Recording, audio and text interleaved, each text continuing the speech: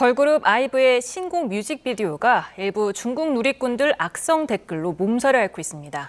그런가 하면은 영화 범죄도시 4가 개봉 일주일 만에 500만 관객을 돌파하면서 흥행가도를 달리고 있습니다.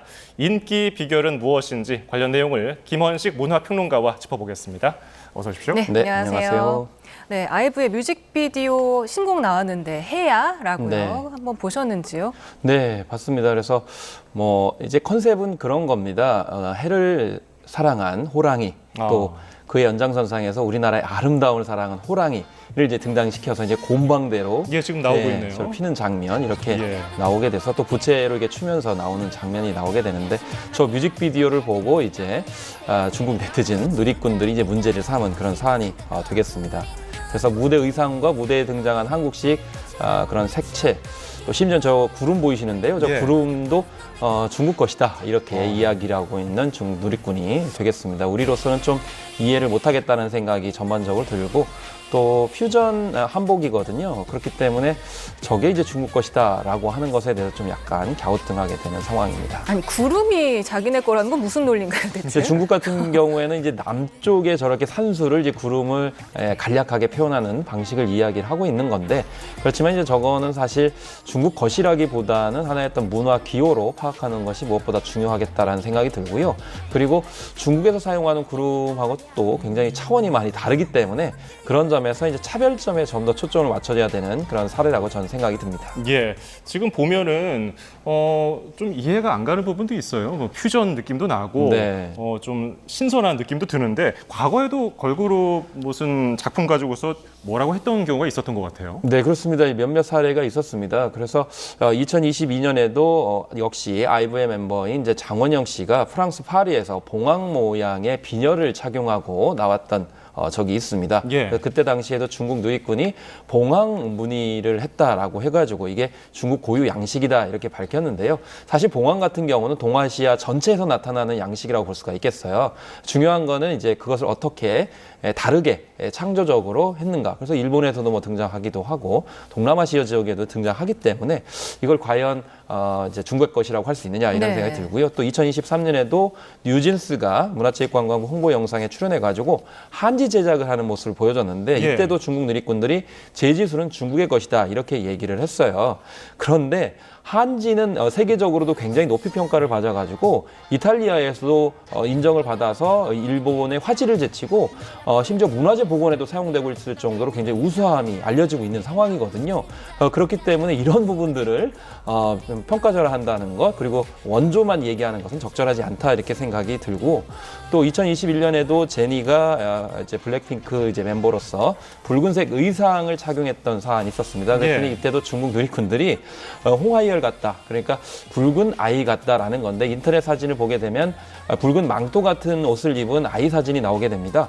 그것과 이제 제니가 똑같다는 건데 사실 똑같지가 않고요. 또 머리 스타일도 똑같다는데 머리 스타일도 완전히 다릅니다. 특히 제니가 착용했던 옷은 가슴 쪽에 큰 꽃이 있거든요. 근데 예. 망토를 쓴 아이와 뭐가 같다는지 잘 모르겠어서 이건 경강부회다. 그래서 이걸 영어로 파레돌리아 현상이라고 그러는데, 자기가 어떤 모양이나 이런 것들이 좀 똑같다고 생각하면 다 그렇게 보이는 그런 이제 착각 현상이라고 저는 개인적으로 생각을 하고 있습니다. 봉황은 사실 우리 대통령실에서도 쓰고 있고 일본 네. 황실에서도 쓴다고 들었습니다. 어떻게 그렇습니다. 봉황이 동양 근데 자기네 전체에서 거라는 다 건가요? 이제 그런 문화 양식이 있는 거고, 문화 양식은 진화를 하거든요. 하나 이제 고정되지 않기 때문에, 예를 들면 우리가 생각했을 때 라틴 문화다, 뭐 아니면은 이제 로마 제국의 문화다, 그러면 그 유럽으로 다 퍼졌잖아요.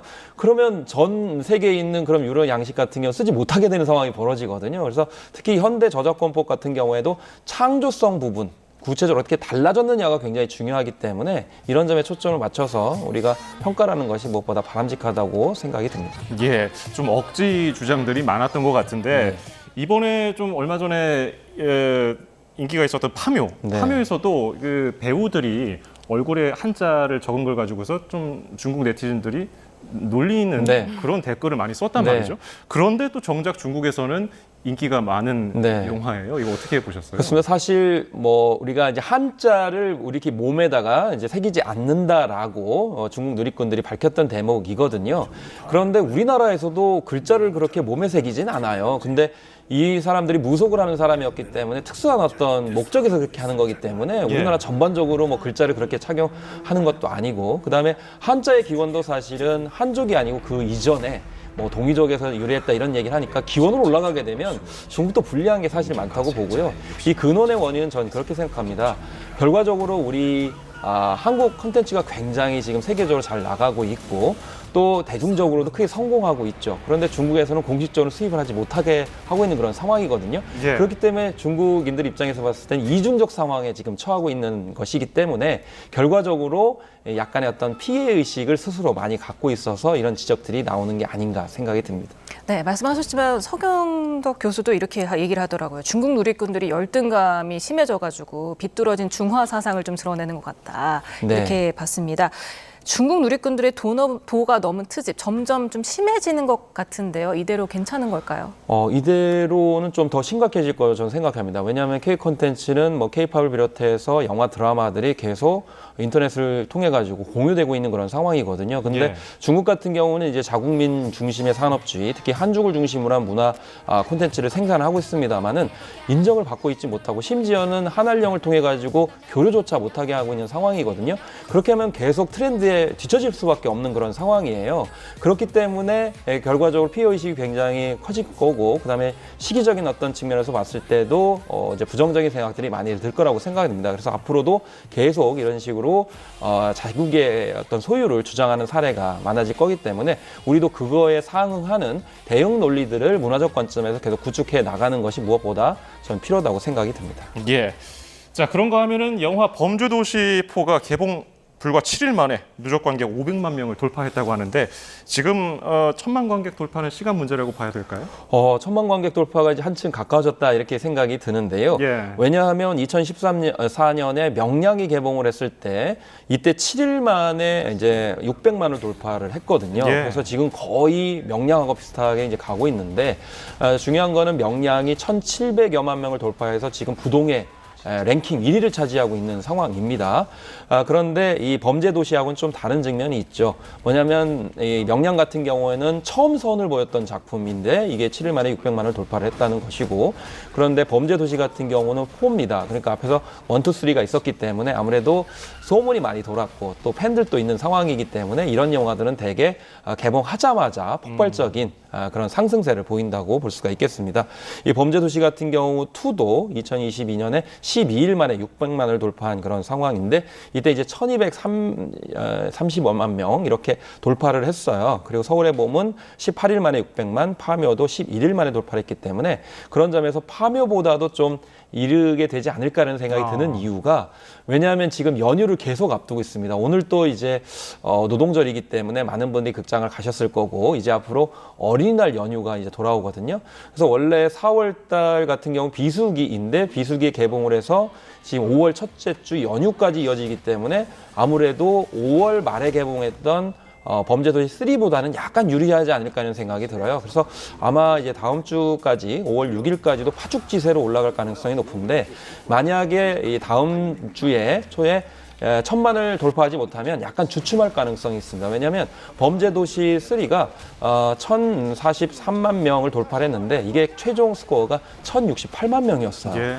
그래서 결과적으로는 20여만 명 올라가는데 굉장히 시간이 많이 걸렸거든요. 그게 무슨 얘기냐면 결국에는 뒤로 갈수록 힘이 좀 빠진다라는 겁니다. 그래서 5월 중반을 넘어가기 전에 1000만을 돌파하지 못하면 좀 어려울 수도 있고, 만약에 철반을 돌파한다 하더라도 그 이상을 가기에는 좀 힘에 겹지 않을까, 이렇게 저 개인적으로는 예측을 해보고 있습니다. 그것이 일종의 연작 시리즈가 있는 영화의 기본적인 속성이라고 볼 수가 있겠습니다. 네, 근데 일단 일주일 만에 500만 돌파라는 거 사실 대단한 스코어인데요.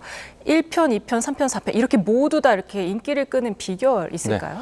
일단 저는 시사회를 가지 않고 이제 개봉하는 날 영화를 보고서 일반 관객들이 어떻게 반응하는지를 좀 보거든요. 예. 그랬더니 여전히 연령대가 굉장히 다양했고 많은 분들이 첫날부터 이제 방문을 하셨고요. 그리고 마동석 특유의 그 유머와 재치가 있거든요. 이제 그런 부분에 있어서 좀 많이 웃음을 터뜨리시더라고요. 그렇기 때문에 뭐 권선징악의 어떤 단순한 그런 목적 의식에 따라 가지고 뭔가 시원한 영화를 보고 싶으신 분들은 이 영화를 선택하실 것이라고 보고, 또 마동석 같은 캐릭터에 대해서 호감을 느낀다든지 그리고 실화가 갖는 어떤 그런 진정성이라든지 그리고 유머 재치를 통해서 재미있게 한 편 즐거운 시간 보내시는 분들은 보실 수가 있는데, 만약에 이제 이런 부분이 아니라면, 그런 목적을 갖지 않으신다 그러면 약간 실망할 수 있기 때문에 그 영화가 어떤 작품인지를 분명하게 보고 가시면은 좀 실망을 덜 할 수 있겠다, 이런 생각이 좀 들기도 합니다. 예, 저희가 시청자 여러분들이 스포일러를 당하지 않는 선에서 말씀을 드리면, 이게 모티브가 된 실제 사건이 있다고 들었어요. 네, 그래서 파타야 살인 사건인데, 이건 이제 뭐 지상파 방송사에서도 다뤘던 실제 사건이고, 또 다른 드라마에서도 다뤘던 그런 사례가 되겠습니다. 그래서 예. 파타야 살인 사건은 2015년에 태국의 이 파타야에 있는 고급 리조트에서 25살의 우리 청년이 죽은 채로 발견이 되거든요. 이제 시체가 유기된 상황이었는데, 이 청년의 직업은 뭐냐면 프로그래머였습니다. 프로그래머가 이제 취직을 시켜준다는 꼬임에 넘어가가지고, 그때 당시에 이제 배경은 태국이었죠. 영화에서는 이제 필리핀입니다만은.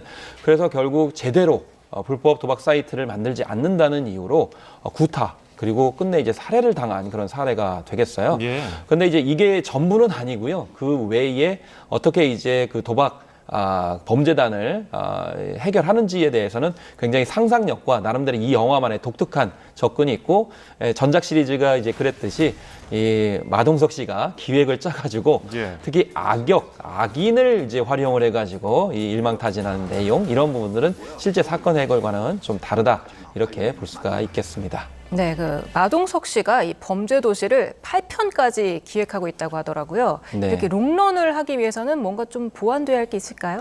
그렇습니다. 그래서 마음 같아서는 마동석 씨 나이가 젊다 그러면 뭐 10편 이상을 만들고 싶다, 이렇게까지 얘기를 했는데, 중요한 거는 이제 여기서 복병이 있습니다. 우리가 흔히 이제 OTT 드라마들 보면은 요즘에 이제 트렌드가 범죄 소재를 가지고 한 편 한 편씩 만드는 경우가 많아요. 근데 이거를 5, 6편 더 준비한다고 하는 건데, 그러면 일반 드라마에서도 저 정도 에피소드는 이제 다루고 있는 그런 상황이라서 시간이 지나면 과연 흥미도가 유지가 될까, 이런 생각이 좀 들고요. 그 다음에 벌써부터 좀 식상하다, 이런 느낌을 주고 있습니다. 그래서 뭐 원펀치라든지 뭐 유머들 같은 경우에 반복되는 거 아니냐라는 생각이 들어서 찐팬들은 좀 좋아하실 것 같은데, 그 외에 재밌다고 해서 보시는 분들은 약간 실망하실 수 있을 것 같다는 생각이 들고요. 다만 이 한국판 어벤져스를 만들겠다라고 이제 선포를 하고 있는데, 물론 이제 어벤져스 팬들은 좀 약간 불쾌하실 수 있겠습니다만은, 그렇지만 이 어벤져스 편으로서 이 한국적인 어떤 가능성을 본 것이 뭐냐면, 이 박지환 씨가 나옵니다만은 이 장희수라는 캐릭터를 통해 가지고 빌런, 악역을 활용해 가지고 이 범죄 집단을 퇴치하는 장면이 나와요. 예. 그래서 빌런들과의 연대, 빌런과의 어떤 확장, 이런 거를 좀 더 잘해본다고 그러면 좀 가능성이 있지 않을까, 이렇게 조심스럽게 생각도 해보게 되는데, 예. 어쨌든 앞으로 정기환 서사가 관건이라고 생각이 듭니다. 예. 그런가 하면은 이런 이면 뒤에 이 스크린 독과점 논란도 다시 또 점화되고 있던데요.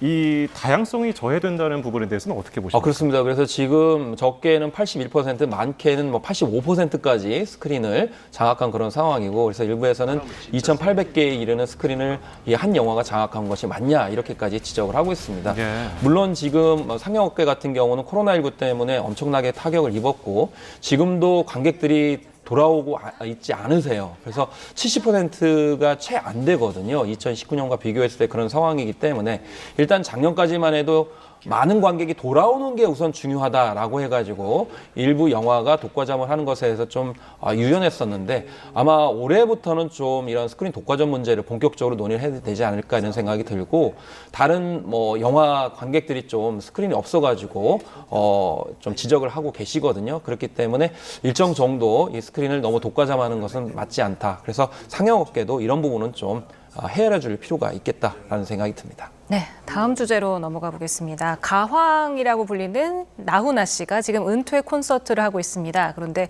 콘서트에서 한 발언이 연일 화제가 되고 있는데요. 정치권으로까지 이제 논란이 일파만파 퍼지고 있더라고요. 네, 그래서 이번에 콘서트 제목이 라스트 콘서트, 뭐 고마웠습니다라는데, 그래서 진짜 은퇴하실지는 모르겠습니다만 은퇴를 전제로 하고 지금 공연하고 있는데, 이 말만은 하고 내가 이제 그만하겠다, 뭐 이런 맥락에서 말씀을 하셨는데, 전 북쪽을 나라라고 생각하지 않는다. 저긴 이상한 집단이다 이런 이제 맥락의 발언을 했고 그래서 김정은 위원장에 대해서도 이제 좀 그동안에 하지 않았던 발언을 했거든요. 근데 맥락은 이렇습니다. 나라를 생각하는 마음에서 이런 발언을 하겠다라는 건데 원래 그 나훈아 씨가 통일에도 굉장히 관심이 많아요. 그래서 예. 단순히 가수가 아니고 어떤 전체적인 사회적 메시지도 생각을 이제 하는 그런 맥락에서 한 것이다 이렇게 볼 수가 이제 있겠습니다. 이런 부분들을 뭐 이제 그 원래의 마음, 어떤 맥락 이런 부분에서 이해하는 게 좀 바람직하지 않나 이렇게 생각을 해보겠습니다. 예, 감론을박이 있지만은 네. 그렇게 또 해석을 해주셨고 네. 이 나훈아 씨가 노래도 안 부르고 이제 글도 안 쓰겠다고 이 말을 했어요. 은퇴 결심 이유가 뭘까요?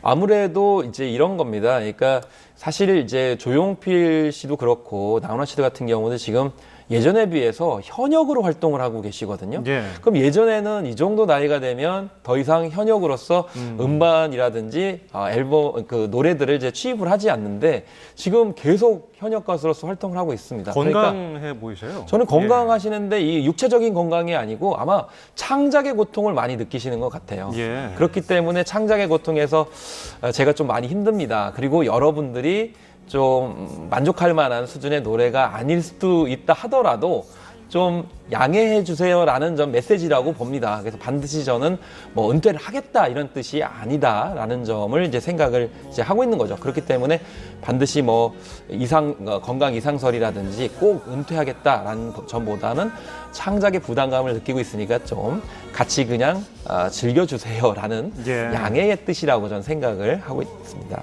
네, 아무래도 마지막 공연이다 보니까 티켓 구하기가 진짜 하늘의 별 따기라고 하더라고요. 뭐 처음 무대였던 송도 공연이 예매 개시 3분 만에 전석이 매진됐다면서요. 네, 전석 3분 만에 이제 매진이 이제 됐었고요. 그래서 다른 이제 공연 같은 경우에도 몇 분 안에 이제 매진이 됐는데 이게 참 한편으로는 그늘이 있는데 이렇게 매진이 된 이유는 바로 이제 매크로라고 한 프로그램 때문에 일시에 판매가 되고 바로 또 나훈아 씨 같은 경우도 두세 배 이르는 안표가 돌면서 좀 약간 씁쓸했었거든요. 그래서 지금 현재도 앞으로 공연이 많이 이제 남은 그런 상황이기 때문에 매크로에 관련 개정법을 지금 현재 내놓고 있다 하더라도 이제 쉽게 근절이 되고 있지 않아가지고 이런 매매에 관련돼서 안표를 매매하는 것이 범죄다라는 인식을 좀 많이 했으면 좋겠고 지금 예. 개별 개인들이 판매하는 행위에 대해서는 현행법이 제대로 규제하지 못하고 있는 그런 상황이에요. 그렇기 때문에 경범죄 처벌법도 좀 강화가 되고 그리고 이제 안표 자체를 매매하는 것을 좀 규제를 해야 이렇게 나훈아 씨의 진정성 또 좋은 공연들이 팬들을 중심으로 잘 전해질 수 있지 않을까 이렇게 생각을 해봐서 앞으로 개선이 좀 필요할 것 같습니다. 예, 오늘 말씀 여기까지 듣죠. 지금까지 김헌식 문화평론가였습니다. 고맙습니다. 고맙습니다. 네, 감사합니다.